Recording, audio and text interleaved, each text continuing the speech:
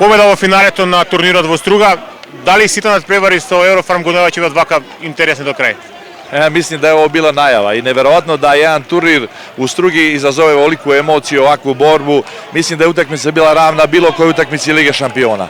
I ne bi bilo nezasluženo da je Eurofarm Pelister pobedio jer su u celoj utakmici bili izuzetno dobar protivnik, izuzetno dobro su igrali. Mi smo stalno bili nekako iza, na kraju smo bili srećniji za taj jedan gol bolji, ali apsolutno smo pokazali i oni i mi da će ova godina biti jako, jako interesantna.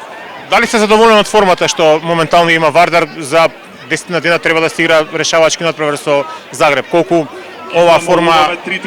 U 10 dana može da se napravi još puno. Mislim da apsolutno ovo nije Vardar. Pogotovo nam je sredina odbrane bila danas dosta diskutabilna. Tu moramo da uradimo puno tih nekih stvari.